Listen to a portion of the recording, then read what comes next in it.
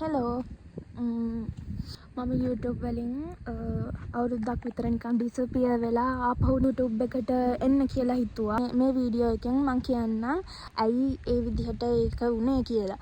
මම සමනලියා මනාකන්දල පහුගිය වීඩියෝස් එහෙම බැලුවොත් එහෙම මගේ ගොඩ කාලයකට එකක් වගේ දාලා තියෙන්නේ වීඩියෝස්.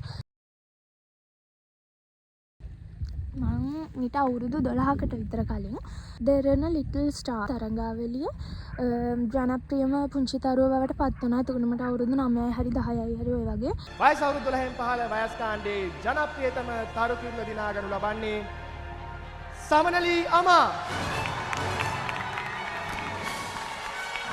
ගොඩක් පොඩි මේ එතකොට ඒ කාලේ මට අන්සින් කරා මිනිස්සු අතර යම් තාක් දුරකට හිටියා. දවස්වල ඉතින් සෝෂල් මීඩියා හැම නෑනේ. ඒ දවස්වල මම මගේ සින්දු පැත්තෙන් මං ගොඩක් ඉදිරියෙන් හිටියා. ඒ වුණාට අවාසනාවන්ත ලෙස මම ඉටලියාව අපහු ලංකාවට ගියා. මෙහෙ ආවා සහ ඉගෙනීම වැඩ කටයුතු වලට අම්මලා මාව කියන්නේ ෆෝකස් කරෙව්වා. ඒක කමක් නෑ, ගොඩක් හොඳයි එහෙම වෙච්ච දේත්. ඒක එහෙම වුණේ ඒක අපරාධ කියලා කියනව නෙවෙයි. හැමදේම වෙන්න තියෙන විදිහටනේ නේද. ඉතලිය ආපු වෙලාවේදී මෙහෙම නතර වුණා. අම්මලත් එක්ක පවුලයත් එක්ක මම මෙහෙම නතර වුණා. දැන් මම මෙහෙ ජොබ් එකක් කරනවා.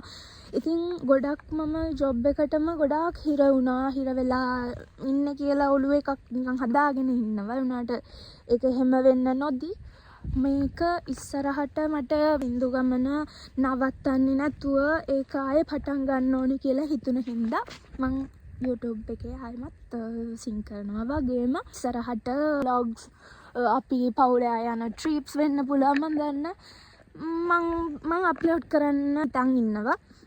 අනිත් දේ තමයි මං විශ්වාස කරනවා මේ ස්වභාව දහම හරි දෙවියෝ හරි කවුරු හරි කෙනෙක් මට දීලා තියෙනවා හැමෝටම දෙන්නේ නැති ලස්සන තෑග්ගක්.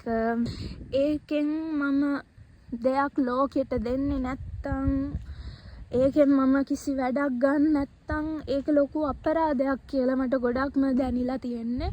ඒක හින්දා තමයි මං ආයේ පටන් ගන්න ගොඩක්ම හේතුව මම YouTube එක හොඳ පාත්වේ එකක් කරගන්නවා. ඔයාලට හොඳ දෙයක් දෙනවා නම් මටත් අනිත් පැත්තට හොඳ දෙයක් ලැබෙයි කියලා මම හිතනවා.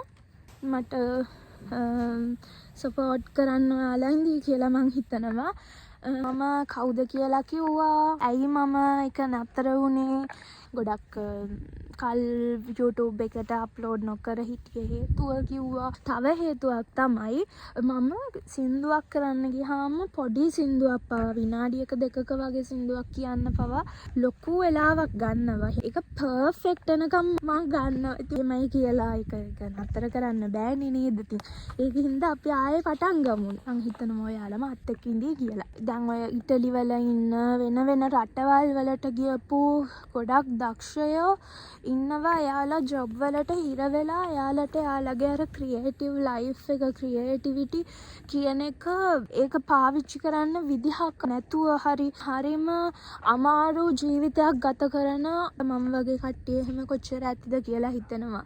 මම කියන්නේ සිංගර්ස්ලා වෙන්න පුළුවන්, ඩාන්සර්ස්ලා වෙන්න පුළුවන්. වෙන රටවල් වලට යනවා සල්ලි හම්බ කරන්න.